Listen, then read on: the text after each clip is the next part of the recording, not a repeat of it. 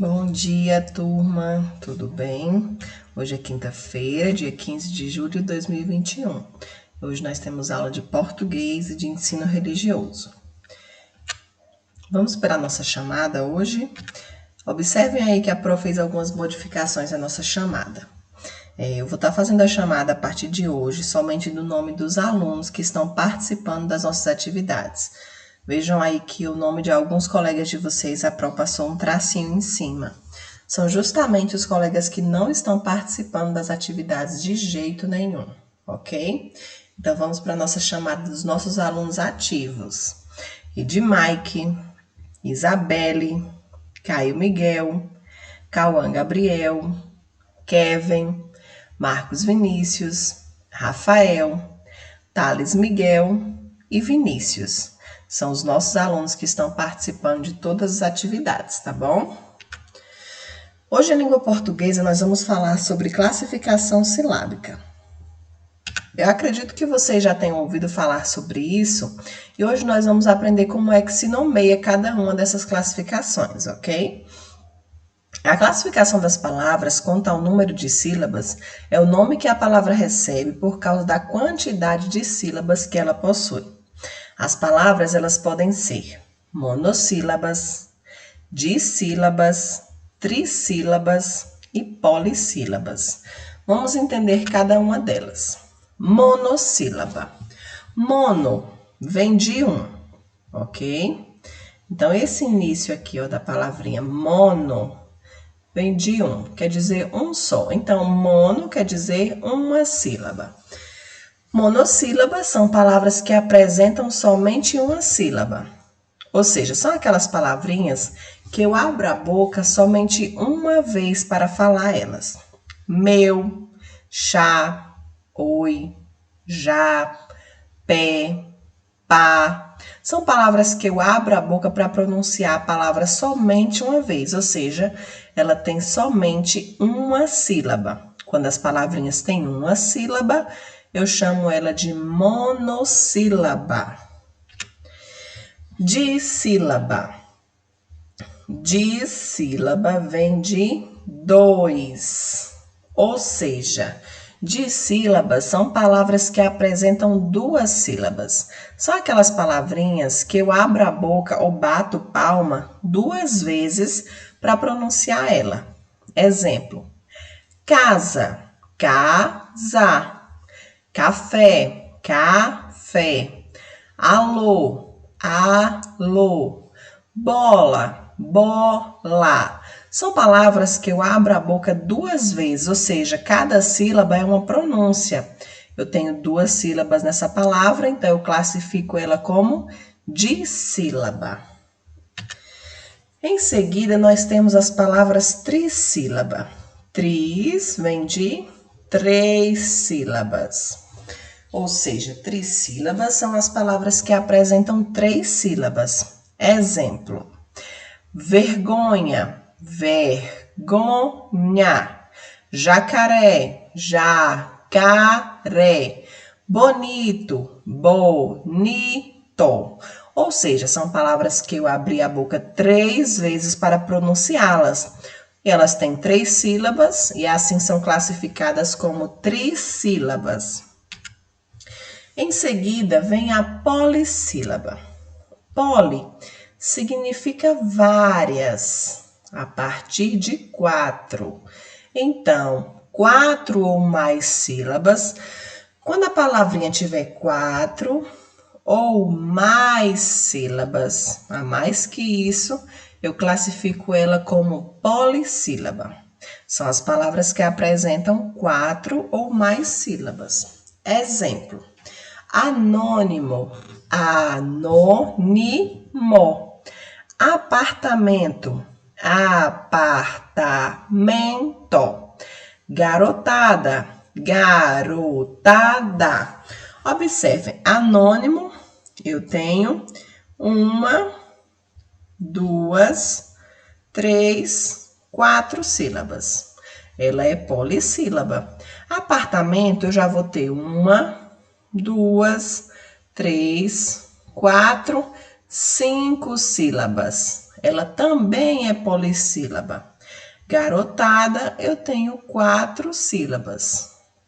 Ou seja, as palavrinhas com 4 ou mais sílabas, eu as classifico como polissílaba. Então, eu tenho monossílaba, quando a palavrinha tem uma sílaba, dissílaba, quando a palavra tem 2 sílabas, trissílaba, quando a palavra tem 3 sílabas, e polissílaba, quando a palavra tem 4 ou mais sílabas, ok? Então, vamos para a nossa atividade. A atividade que vocês vão fazer é na página 24 do livro de português. Número das sílabas nas palavras. Leia as palavras a seguir e separe as sílabas nos quadros. Depois, anote o número de sílabas que cada uma tem. Nós temos aqui as palavras bola, peteca, fim, amarrotada e amarela. Você vai pegar essas palavrinhas, separar a sílaba delas aqui nesse quadrinho e em seguida você vai colocar o número de sílabas que ela tem aqui nesse outro quadro, ok? Aí aqui, ó, embaixo tem novamente explicando. Quanto ao número das sílabas, as palavras são classificadas como monossílabas, palavras formadas por apenas uma sílaba. Dissílabas, palavras formadas por 2 sílabas. Trissílabas, palavras formadas por 3 sílabas. E polissílabas, palavras formadas por 4 sílabas ou mais. Segunda questão. Agora você vai usar essas mesmas palavras aí da questão número 1 para responder a 2. Complete o quadro abaixo com as palavras da atividade 1, ou seja, com essas palavrinhas aqui, ó, você vai usar para completar esse quadro. De acordo com o número de sílabas. Dessas palavras aqui, bola, peteca, fim, amarrotada e amarela, quem é monossílaba? Você vai escrever aqui dentro. Quem delas é dissílaba? Você vai escrever aqui dentro. Quem delas é trissílaba? Aqui. E a qual é polissílaba aqui nesse quadrinho, tá certo? A atividade de português é somente essa, tá bom? Página 24 do livro de português. Agora nós vamos falar sobre a diversidade religiosa. Observe as imagens aí que a Pro está mostrando. Nós temos aí uma fachada de uma sinagoga. Hoje nós vamos estar falando sobre lugares diferentes que são usados pelas religiões. Então, essa daí é uma sinagoga. Observem aí esse modelo de construção. Essa é a sinagoga Saar. Ela fica em Belém, no Pará. Essa outra imagem aqui é como é essa sinagoga por dentro. Já essa imagem aqui de baixo é a imagem de uma mesquita. Guardem esses nomes, sinagoga e mesquita. Olha que diferente a construção da sinagoga aqui, ó, por dentro e da mesquita aqui por dentro. Elas têm muitas coisas diferentes. Essa daqui, já na outra parte, esse prédio bem vermelho, uma construção bem diferente, é um templo. Esse daí é o templo Chardud. Ele fica no Rio Grande do Sul, lá na cidade de Coroas. Veja que diferente já, se eu comparar aqui, ó, a cor da sinagoga, que é uma corzinha bem clara, um azulzinho claro. O modelo da mesquita também. Vejam que esse templo aqui, ele já tem umas formas bem diferentes, parece um modelo de um castelo. Usa cores bem fortes. Olha essa imagem aqui agora, que é por dentro do templo. São cheios de imagens, de pinturas, diferente da sinagoga e da mesquita, que você pode observar que não tem nenhuma representação em imagem aqui dentro, ok? Essa outra imagem aqui embaixo é a fachada do terreiro Eleodor. Esse terreiro ele fica em Salvador, na Bahia. Vejam que também tem imagens, já são usadas algumas cores também mais fortes. E essa daqui é uma imagem do interior desse terreiro.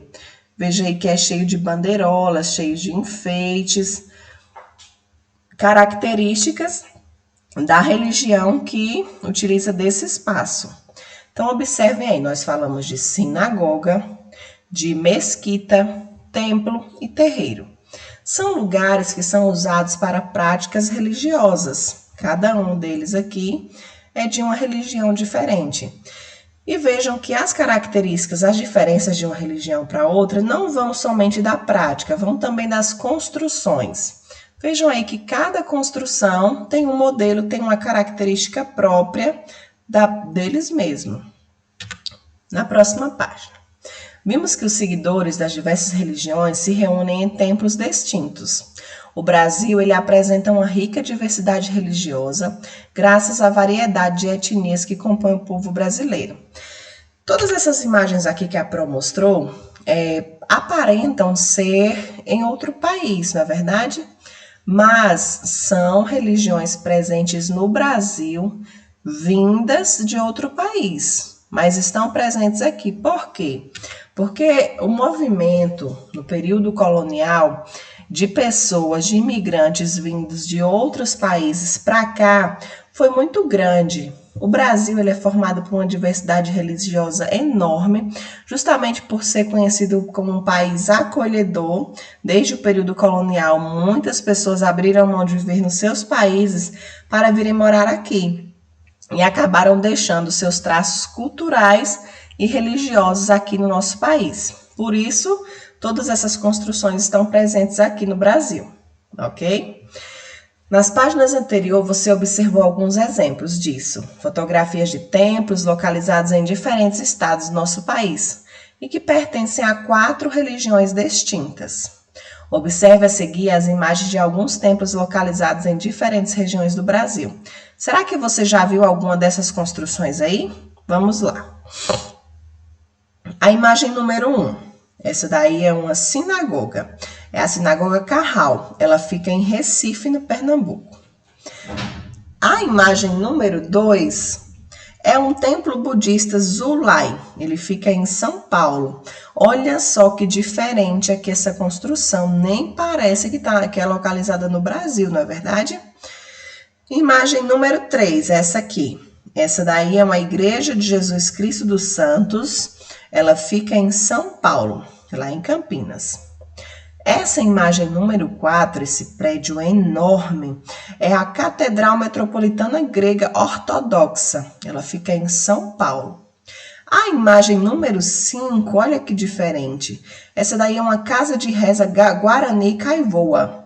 Ela fica em Mato Grosso do Sul. Já pelas características da construção, você já consegue ver que ela fica em uma tribo indígena, não é verdade? Prosseguindo. Imagem número 6. Acredito que essa daqui vocês já tenham visto. Na nossa cidade tem. Esse daí é um Salão do Reino das Testemunhas de Jeová. Fica no Rio de Janeiro. Uma característica dessa religião é que as construções elas são bem parecidas. Elas seguem um padrão igual.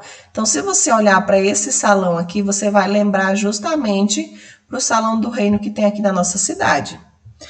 Sétima questão, sétima imagem, perdão.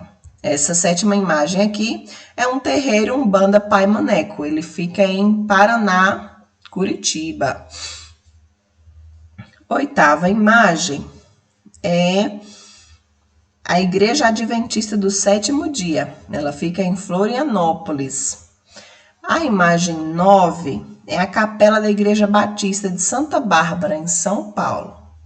A imagem 10 é uma igreja matriz Nossa Senhora do Perpétuo Socorro. Ela é da religião católica e fica na Paraíba.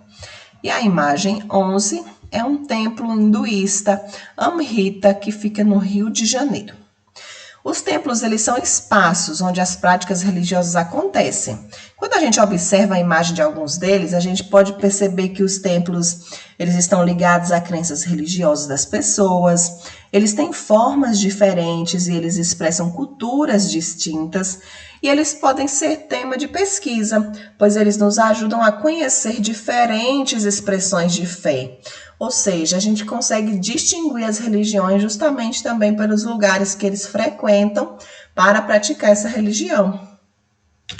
Agora você vai abrir o seu caderno de ensino religioso, fazer o cabeçalho, Colocar aí o nome de atividade e escrever essas duas questões. Questão número 1. Nos caminhos que você percorre no dia a dia, há templos religiosos? Os caminhos que você anda aí, seja indo para a casa de um parente seu, seja para ir em um mercado, no seu bairro, você observa algum templo religioso, algum lugar, seja uma igreja, seja um salão, seja algum templo religioso? Tem? Se tiver, você vai dizer qual ele é e qual é a religião praticada neles. Se tiver mais de um, você escreve os que você conhece, o que você já viu aqui na nossa cidade, tá bom? Na questão 2, você vai pesquisar o significado dessas palavras abaixo. Você vai colocar lá no Google, desse jeitinho que a Pro colocou aqui. Local religioso, sinagoga. Lá vai aparecer qual é a religião que frequenta esse espaço aqui, ó. Uma sinagoga. É isso que a Pro quer saber. Aí você vai pesquisar. Local religioso, mesquita. Local religioso, terreiro. E local religioso, templo. Você vai pesquisar esses 4 locais justamente para você saber quais são as religiões que frequentam esses lugares, tá certo? Então, a atividade de língua portuguesa lá no livro sobre classificação silábica e a atividade de ensino religioso no caderno sobre as diversidades religiosas, tá certo?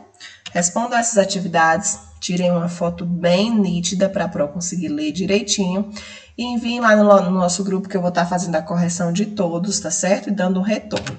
Beijo bem grande, abraços apertados e até amanhã. Tchau, tchau!